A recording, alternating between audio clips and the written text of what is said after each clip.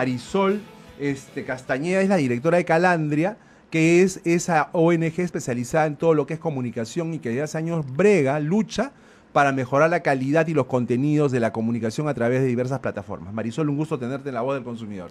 Buenos días, Crisólogo, y un gusto estar aquí con tus oyentes y saludarte también por los 9 años continuos de emisión de este programa que realmente ayuda mucho en nuestro rol de consumidores para garantizar, para que no se nos vulneren nuestros derechos. Sí, hacemos lo que podemos, pero creo de que los resultados están a la vista, ¿no? Tenemos consumidores cada vez más informados, cada vez más conocedores de sus derechos. Es algo que nos llena de muchísima alegría. Han sido 9 años. O sea, 9 años, sí. Nosotros hemos hecho radio y sabemos lo que es tener un programa, digamos, un programa que tenga relación con la gente, ¿no? Porque programas de radio tiene cualquiera. Claro. Pero digamos, sí, pues, aquella que construya una relación con los oyentes es distinto. Y súper la idea de tener un co-conductor. Sí, vamos a tener a José Luis. Por un día lo vamos a tener acá, José Luis. Lo vamos a poner a Qué prueba. Bueno. Lo vamos a someter. Para empezar, le vamos a dar clases de dicción, de locución, impostación de voz, dominio escénico. Todo eso lo vamos a dar. Le vamos a dar un media training de 15 minutos. Ya. Marisol, ¿de qué vamos a conversar con ella? Bueno, un tema que no nos cansamos de abordar desde distintas perspectivas. Hoy vamos a hablar de la violencia contra la mujer y el rol que juega en tal sentido la sociedad de consumo y los medios de comunicación. Marisol, bueno, ya no vamos a hacer introducción a esto, ¿no? O sea, la violencia contra la mujer ya es algo espantoso. Todos los días, prácticamente creo que se ha vuelto un asesinato por día, creo, sin contar con las lesiones y sin contar con los casos que no se denuncian. ¿Qué rol, qué responsabilidad, si es que la tuviera, le competen a los medios de comunicación en esta ola de violencia que estamos viviendo en estos años? Efectivamente, los datos del año pasado nos dicen de que hemos terminado con 160 feminicidios, mucho más que el 2018, y la reflexión que tú haces, la pregunta que tú haces se cae de madura, ¿qué rol le compete a los medios, no? En teoría, los medios, desde nuestra perspectiva, tienen 3 funciones. 1, colocar el tema de agenda, ¿no? Hay temas que son invisibles, los medios los hacen visibles, hacen que nosotros discutamos sobre ellos, que tengan foco. Ese es un rol importante. Y en eso, en el tema de violencia de género, ha avanzado porque hace muchos años no se discutía ese tema. Entonces ahora sí se discute, se coloca, es parte de la agenda pública. Ahí están bien. En el segundo punto, no basta con colocarlo. Es necesario tener una mirada integral de eso, ¿no? Tener diferentes perspectivas, darle el tratamiento adecuado. Y ahora no solamente desde la perspectiva de calidad informativa, sino de género. Ahí creo que estamos mal, ¿no? ¿Por qué? Porque dame unos ejemplos para que lo entendamos todos. ¿Por qué crees que ahí, porque has sido muy categórica, por qué crees que estamos mal allí? Primero porque el tema de la violencia de género se aborda desde el hecho mismo. O sea, no hay prevención, solamente cuando hay el feminicidio directamente se aborda. El abordaje que se tiene es más descriptivo, informativo, no hay prevención, ¿no? Y se aborda desde un enfoque policial. De hecho, en los estudios, en el último estudio que hicimos de monitoreo de medio de 190 noticias vinculadas solamente a casos de feminicidio, el 40% aparece la PNP y no el Ministerio de la Mujer, que es el ente rector. De trabajar políticas públicas. O, por ejemplo, la prensa presenta como actor protagonista al feminicida. La televisión sí presenta a la víctima y los ciudadanos, ¿no? Hay todavía desbalances. Curiosamente, la televisión ha avanzado un poco más. Hace 12 años, no, discúlpenme, en el 2012, ¿no? O sea, hace como 7 años, solamente el 2% presentaba los casos de feminicidio como feminicidio. Le llamaba como tal. ¿Y cómo lo llamaban antes? Asesinatos de amor, ¿no? Crímenes pasionales, ¿no? O un homicidio más, ¿no? En el 2012. Ahora sí, más o menos el 12% o más le llama feminicidio, claro, ¿no? O sea, por su nombre. Es que el término feminicidio en realidad tampoco es tan antiguo, no es algo que se ha venido acuñando en años recientes, ahora que lo mencionas. Claro, la legislación pero ya en el 2012 ya existía. Y entonces ha habido ahí una evolución. Te mencionaba también el tema de que no se trata desde la política pública, es decir, un hecho muchas veces se aborda más desde la responsabilidad individual. Estaba ebrio o estaba fuera de sus cabales, el tema de salud mental que aparece a veces como un mito, ¿no? Y muchas veces no, un estudio de la Cayetano una de sus conclusiones es que la mayoría de los feminicidios no tenían problemas de salud mental. Claro, pero se hacen los locos, pues. Pero se hacen los locos. Claro, porque es un atenuante de responsabilidad penal. Claro, o sea, si tú dices que tenías una grave alteración de la conciencia o una enfermedad mental, pues tú puedes ver reducida tu condena e incluso evitar la cárcel e ir a un centro de salud. Exacto. ¿No? O sea, no es en vano que lo hacen. Sí. Ahora, hay una respuesta que dan todos los feminicidas, sí es, ¿cómo se llama? Me fui infiel. Sí, pues perdí la cordura, actué con violencia, pero ella me fue infiel. Estaba con otro, pero todos acusan a la víctima de, claro, de haber sacado los pies del plato. De haber hecho algún comportamiento que generó una respuesta. Lo cual a mí, desde mi punto de vista, no sé qué pensar tú, pero cuando escucho ese tipo de razonamiento, a mí, lejos de atenuar su responsabilidad, me parecen más repugnantes estos sujetos. Por supuesto, no es justificación. La muerte no tiene justificación, ¿no? El homicidio, en este caso el feminicidio, no tiene justificación. Y precisamente ese es un error que cometen a veces la radio, la prensa y la televisión, porque los titulares, ¿no has visto titulares que dicen, la mató por infiel? ¿No? Sí, pues. O sea, ¿qué haces cuando pones la mató por infiel? Estás reforzando esa justificación, claro, ¿no? Está reforzando. O la mató porque ella estaba hablando mucho con sus amigas, descuidaba a las labores del hogar, ¿no? Entonces ella... hay entonces una lógica por la cual cuando se aborda el hecho, es un buen punto, del feminicidio, a veces se legitima las conductas de la víctima para justificar el hecho, ¿no? El acto feminicida, o también se genera más un foco en el desempeño individual del feminicida y no en la política pública. ¿Qué está haciendo el gobierno, ¿no? No solamente para atender, para tratar, sino para prevenir? Cómo están siendo utilizados los recursos, si se está atendiendo la violencia integral, la física, la psicológica, etc. Marisol, tú estás diciendo un montón de cosas, pero lo que acaba de decir me dejó pensando, ¿no? Por ejemplo, cuando los periodistas ponen un titular como ese, la mató por adúltera, por ejemplo, ustedes no saben, los periodistas deberían saber, o los comunicadores, de que ese titular puede ser utilizado como una herramienta de defensa por el criminal, ¿no? Porque dice, mira, yo desde el primer momento declaré tal cosa y eso es un atenuante. Entonces, un titular puede ser utilizado de una manera inadecuada para tratar de minimizar la sanción aplicable al feminicida. Entonces, por eso es muy importante que hasta los titulares sean objetivos y sean pensados teniendo en cuenta las razones que estás señalando, ¿no? Exacto. Es decir, no, un titular debería, en primer lugar, ser lo más objetivo posible y, en segundo lugar, la nota debería ser pedagogía en relación a estos temas. Y lo que tú has dicho es importante. Uno de los mitos, a veces cuando uno trabaja con periodistas, comunicadores que trabajan en medios, te dicen, no, pero los medios no tienen la función de educar, informan y entretienen. Y eso es falso. Yo discrepo. No es la educación de la escuela. Me dicen que vamos a ir con prensa un segundito, Marisol. Ya, perfecto. 9:14. Esta mañana conversamos con Marisol Castañeda de la organización Calandria, expertos en comunicación social. Y el tema es la violencia contra la mujer y el rol de los medios de comunicación. Habíamos estado conversando acerca de varios temas y uno de los asuntos es que si bien los medios visibilizan esta violencia, lo cierto es que muchas veces el tratamiento que se le da a estas noticias no es el más adecuado.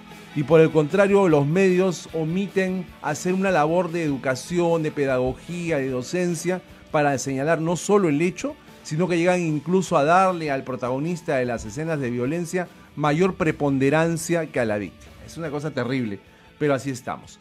¿Qué es lo que se debería hacer en tu opinión? Porque esta violencia tiene que ser objeto de una situación mucho más profesional, un tratamiento más profesional por parte de los medios. Sí, yo creo que en primer lugar pasa por ser conscientes que los propios periodistas, que los medios no reproducen la violencia, ¿no? Eso estamos claros, pero sí la representan. Y esa distinción es importante porque algunos periodistas dicen, bueno, la violencia ya existe en el país, ya existe en la sociedad, entonces los medios solamente la estamos reproduciendo. No, porque los medios al utilizar determinadas fuentes, al utilizar determinados formatos, al utilizar determinados enfoques... La dramatización de las noticias me parece espantoso. Lo que hacen es representarla. Ponen actores que representan cómo fue el asesinato, el acuchillamiento, la decapitación, el balazo. O sea, ponen actores ahí como que simulan ¿Qué necesidad tiene la audiencia de ver eso? Que hace reproducir ese enfoque más morboso del detallito, que cuántos centímetros fue ¿no? La cuchillada, cuántas fueron, con cuántas fueron, etcétera, y no analizan el contexto, no analizan la identidad. Por ejemplo, la identidad de muchas veces de la mujer se queda solamente en que era pareja de, y no que era una persona trabajadora, una madre, esposa, emprendedora, etcétera. O también presentar el otro lado, mujeres que han salido del ciclo de violencia, porque finalmente el mensaje podría ser solamente muriendo uno sale del ciclo de violencia, y no, hay mujeres que han salido de ese ciclo. Entonces decíamos el rol pedagógico, no el rol educador, que no es el rol similar al de la escuela, sino ese rol que te ayuda a saber qué ruta tener, por ejemplo, qué hacer en un caso de violencia, cómo identificar aquellos signos previos, ¿no? Aquellos signos que se van dando en la relación y que podrían indicarte que estás frente a una persona violenta o que se está conformando una relación violenta. También, efectivamente, mostrar casos y empezar no solamente a dirigirse a la mujer adulta, sino a las mujeres adolescentes, jóvenes. Oye, lo que estás diciendo me está haciendo pensar, por ejemplo, una forma de presentar la violencia en lugar de gastar dinero en estas dramatizaciones sería la señorita fulana de tal, que trabajaba tal, vendiendo comida, o era contadora, o fue asesinada por el tipo tal, y entrevistas inmediatamente a un abogado, o entrevistas a un psicólogo. Los pasos a seguir en caso de violencia son: paso 1, ir a la comisaría; paso 2, hacer esto; si no te hacen caso, paso 3, ir a la comisaría, al Ministerio de la Mujer. No sé, o sea, darte docencia y no solo repetir morbosamente el contenido de la noticia, sino enseñar a las personas cómo reaccionar, o apuntar al vecino, ¿no? Usted, vecino, que escucha, puede hacer esto, puede hacer renuncias anónimas, no tiene que dar su nombre, señor vecino, o a la familia, ¿no? Tú no puedes permitir, si tu hija viene con el ojo morado, y te dice que no pasó nada, que se golpeó con la puerta, decirle, ya, sigue, y seguir tu camino. No puedes hacer eso, porque ese ya es la agresión física, ya después el paso ya previo a cualquier otra atrocidad, ¿no? Sí. O sea, de hecho, los medios tienen esos recursos, pueden hacer... la calidad informativa tiene que ver, por ejemplo, con la verificación de fuentes, tiene que ver con pluralidad de opiniones, y a veces uno ve en las noticias que básicamente entrevistan al vecino. Y nada más, ¿no? Pero, por ejemplo, lo que tú mencionas, al psicólogo para que dé la perspectiva psicológica y de la subjetividad y también analizar los estereotipos que pueden estar dándose en esa relación, porque analizas el hecho desde el punto de vista informativo, policial, pero no desde un enfoque de género, por ejemplo, las desigualdades que pueden estar dándose en la relación en esa pareja. La ministra de la Mujer fue duramente cuestionada, Gloria Montenegro, la semana pasada, por haber aseverado de una manera categórica que los peruanos son violadores, y eso le mereció un montón de frases, tanto de repulsa como de apoyo. ¿A ti te parece que los medios de comunicación deberían hacerse eco de este tipo de declaraciones o deberían manejarla de una manera más inteligente? Yo creo que deberían manejar de manera más inteligente. De hecho, es cuestionable que una gestora pública, ¿no? Un servidor público que precisamente tiene que garantizar el cumplimiento de las políticas públicas, digamos, lance este tipo de discursos que lo que hacen es reforzar y generalizar, ¿no? O sea, el país está hecho de hombres y mujeres y no todos compartimos. Una marcha también en el Parque Kennedy hace unas semanas en la cual el argumento era ese, ¿no? O sea, se cuestionaba que la sociedad era violadora de las personas, era agresora la sociedad. O sea, un poco como que se está transmitiendo un mensaje en el sentido de que si haces algo, está mal, pero si dejas que otros hagan y tú no mueves un dedo, también está mal. Bueno, yo estoy en contra de las generalizaciones, pero creo que sí es cierto que deberíamos diferenciar los que son los responsables, lo que son los mecanismos que generan, ¿no?, la violencia, lo que son estos factores, como estamos hablando del rol de las instituciones, el rol, el empoderamiento de los propios ciudadanos o ciudadanas, los estereotipos de género que se trabajan en la escuela o en los propios medios de comunicación. Creo que es necesario tener una mirada integral. Puede ser efectista decir Perú un país de violadores. De hecho, nuestro índice es bastante alto en la región, pero creo que finalmente lo que necesitamos son propuestas. Ya el diagnóstico es suficiente. Y ya que hablas de propuestas, estamos viendo esta elección atípica en la cual prácticamente la elección está pasando desapercibida, ¿no? O sea, la gente no siente que estuviéramos en un proceso electoral. Y este tema no lo he visto yo en las propuestas de los candidatos que he tenido ocasión de ver, ni les ha nacido mencionarlas, ni tampoco han sido preguntados al respecto por los medios de comunicación. O sea, como que ese tema, frente a otras cuestiones como ¿volverías a plantear una vacancia presidencial? ¿Volverías a plantear tal cosa? Se pregunta eso, cambiarías la Constitución, etcétera, pero no se pregunta en un tema tan recurrente como el de la violencia contra la mujer, ¿no? No, tampoco no. Tampoco lo has no visto. He percibido, efectivamente está más por el tema de el propio Congreso, vuelven a mirarse, ¿no? A sí mismos. Se miran a sí mismos. O el tema de la corrupción también es algo que está apareciendo bastante, pero otros temas más, la agenda social está siempre limitada en la agenda política, ¿no? Ahora, el tema de la corrupción está en la agenda de la vida diaria de las personas. O sea, las personas se han hartado de la corrupción.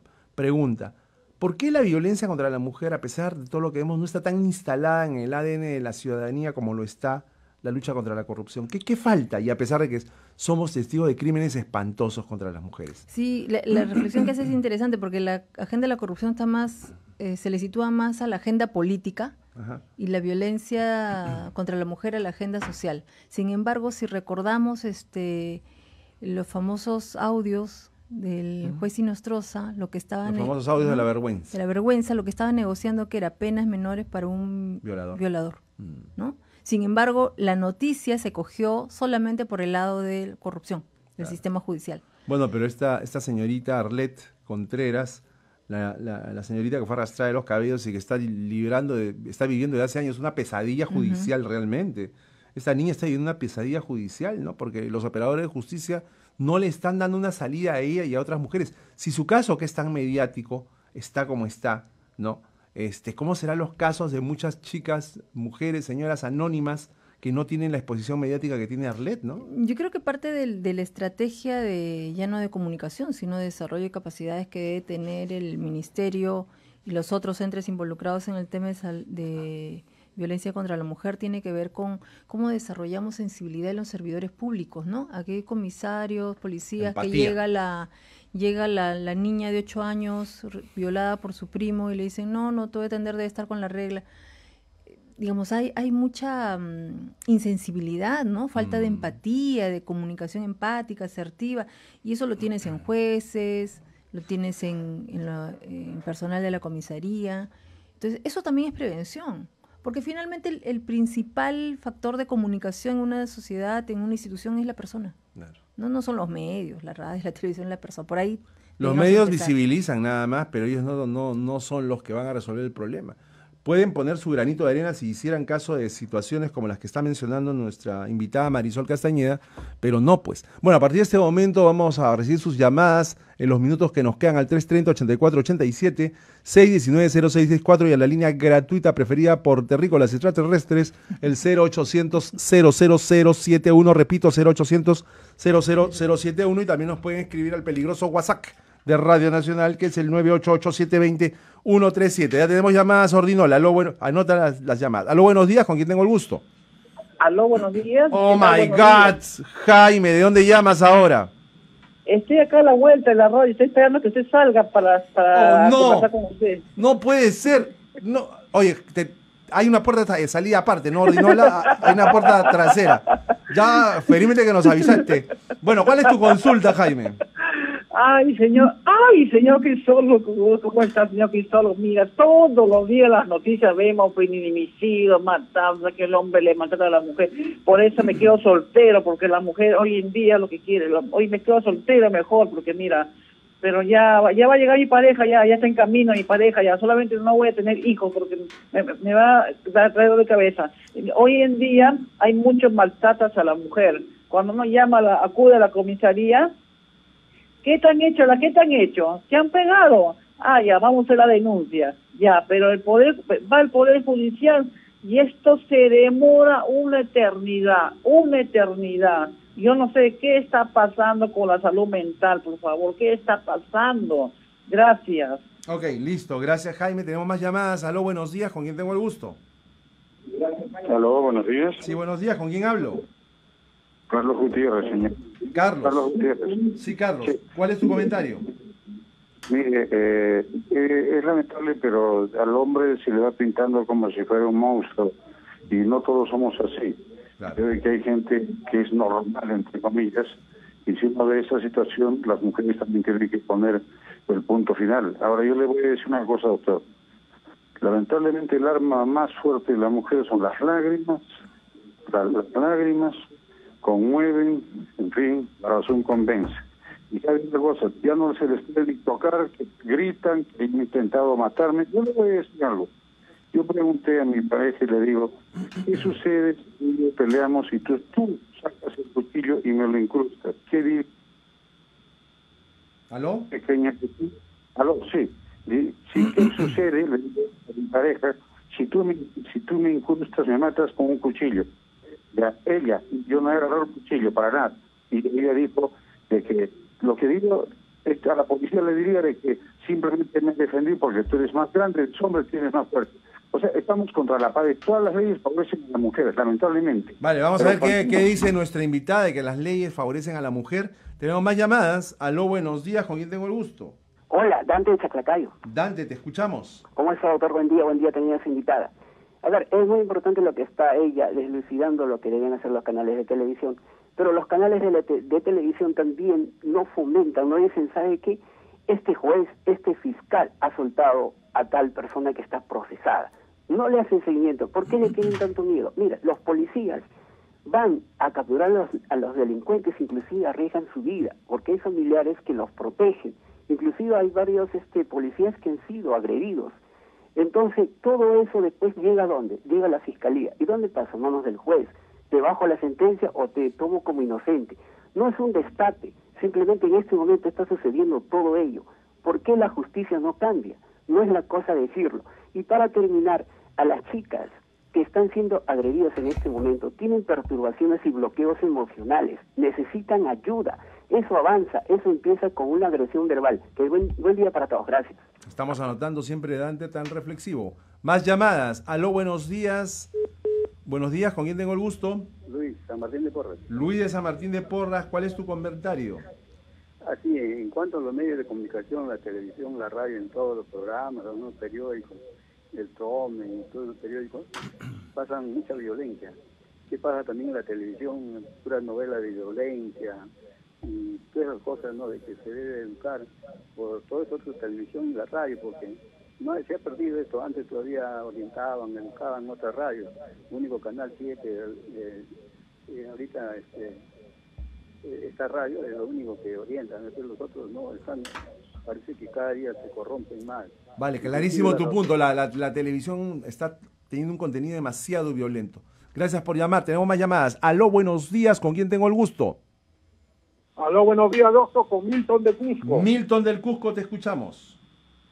Doctor, tengo dos preguntas para su invitada. A ver. ¿Y qué piensa su invitada, qué piensa sobre la violencia contra el varón? Violencia por ejemplo, contra el varón. Yo pienso que los mandilitos rosados que colocaron a los generales de la policía es una recontra violencia contra el varón. Ya. Ahora, nos quejamos mucho de las mujeres. Se quejan mucho, doctor. Acá en Cusco hay 500 locales nocturnos, clandestinos sin autorización. Y usted mira la violencia que ellas hacen contra los varones hay en esos locales. Entonces no hay que darle mucho importancia a este tipo de problemas, doctor. Pienso que hay problemas más importantes en el país, doctor, como es la educación. Correcto. Gracias, Milton, pero este es un súper problema, déjame decirte, ¿ah? O sea, no podemos minimizar lo que está pasando con las mujeres. Es como la discriminación, ¿no? Vamos a comenzar con Milton, es como la discriminación. Dicen, oye, hay discriminación racial de las personas. Siempre denuncia la discriminación racial de las personas hacia las personas de tez oscura, pero también hay discriminación contra las personas de tez blanca. Sí, pues, pero eso no es discriminación, ¿no? Porque la discriminación está asociada a una situación de muchos años, secular, en perjuicio de una persona o de personas pertenecientes a un grupo étnico que tradicionalmente ha tenido menores ingresos, han sido incluso objeto de esclavitud, etcétera. O sea, no es lo mismo, pues, comparar, ¿no? A mí me discriminan porque soy blanco. No es así, pues. Y en el caso de la violencia contra el varón es un poquito en esa lógica, ¿no? O sea, seguramente que hay casos, claro, pero yo estoy seguro de que son menores en número los varones que son físicamente agredidos que los de las mujeres que son físicamente agredidas. Sí, concuerdo contigo. Cuando estamos hablando de problemas de carácter público, estamos hablando de aquellos que efectivamente responden también a factores estructurales, ¿no? Como puede la violencia de género que se expresa en este caso en los feminicidios no solamente son actos aislados, 160 casos no pueden ser actos aislados. Eso ya no tiene nada de aislado. Si estuviéramos hablando de un tema de salud sería una epidemia, ¿no es cierto? 160 casos es una epidemia. Sería una epidemia. Y ya se hubiese dado una política pública, una emergencia, una situación. Entonces, tenemos que ver estos 60 casos no como casos aislados, sino que responden, por un lado, a falta de prevención, ¿no? De orientación y educación en las relaciones de género entre hombres y mujeres, los estereotipos en el cual el hombre, para algunos, el hecho de poder disponer del cuerpo de la mujer es porque porque se asume que la mujer es su propiedad, ¿no? Muchos hombres asumen, y sobre todo cuando existe esta situación de que él es el que mantiene a la mujer, porque la mujer no trabaja, porque la clásica, ¿no? Que La depende mujer se queda, de él, ¿no? así es, la clásica, la mujer se queda para cuidar a los hijos, cuidar el hogar, ¿no? Y el hombre machista ni siquiera quiere que trabaje, entonces eso genera vínculos de todo tipo, no solo de emocionales, como han señalado, sino también vínculos de dependencia económica. Pero no importa, ¿no? No importa, porque siempre se puede salir adelante. Bueno, vamos con Jaime. Jaime, él nos hablaba, yo quiero mezclar la pregunta de Jaime con la de Luis de San Martín de Porres. Jaime se quejaba de las noticias violentas que transmiten los medios de comunicación y que de alguna manera fomentan la violencia. Y Luis hablaba de la programación de la televisión que incita a la violencia. Y esto ocurre de muchas maneras, ¿no?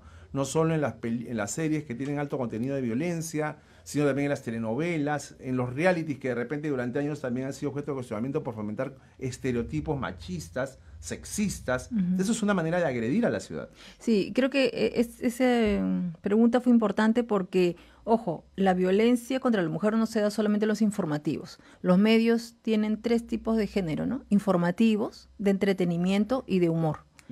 Y diríamos que en programas de entretenimiento y humor a veces puede estar mucho más expresados los estereotipos de género, donde se hace el uso del cuerpo de la mujer, ¿no? Se les cosifica a la mujer, o donde efectivamente se exacerba lo sexual, etcétera. Entonces, no, si todavía tenemos la clásica frase, oye, le pasó esto, sí, pues, pero ella se lo buscó porque mira cómo se vestía, ¿no? Salía con esa minifalda, mira, pues, está provocando que le pase algo. Claro, que la responsabilidad está en la mujer, ¿no? Entonces, me parece importante este comentario porque